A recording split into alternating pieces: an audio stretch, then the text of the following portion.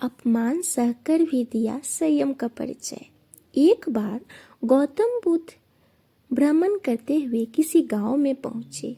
इस गांव का प्रधान साधु संतों भिक्षुओं को पसंद नहीं करता था। अगर कोई साधु संत या भिक्षु गांव में आ जाता तो वह उनका अपमान करके गांव से उनको निकाल देता था।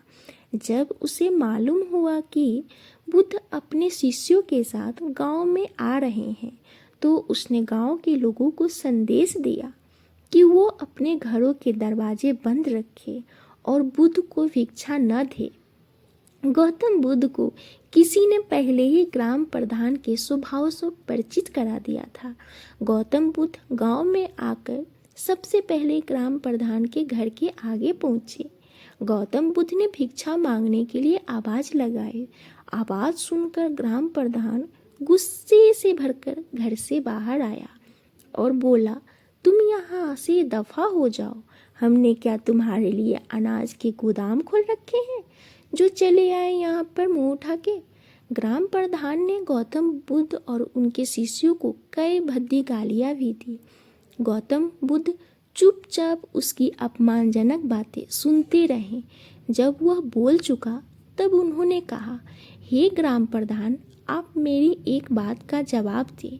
यदि आपके घर आकर कोई खाना खाने की मांग करे और आप उसके लिए खाने की थाली सजाकर लाएं, फिर वो खाने को अस्वीकार कर बिना कुछ खाए पिए चला जाए, तो आप उन खाद्य पदार्थों का क्या करेंगे?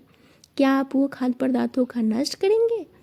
ग्राम प्रधान बोला, मैं उसे नष्ट नहीं करूँगा बल्कि वापस अपने घर में रख लूँगा।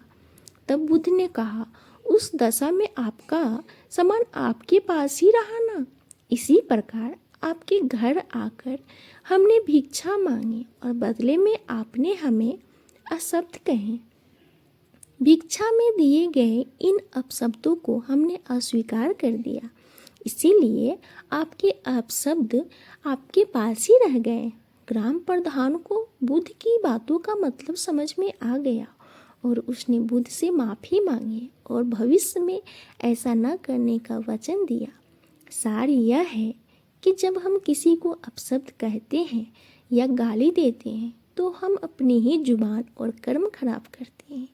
जिसको हम अपशब्द कह रहे हैं उसका कुछ नहीं बिगड़ता। अपशब्दों और गाली गलौज से बनते काम बिगड़ जाते हैं, जबकि संयम और मीठी वाणी से बिगड़े काम बन जाते हैं।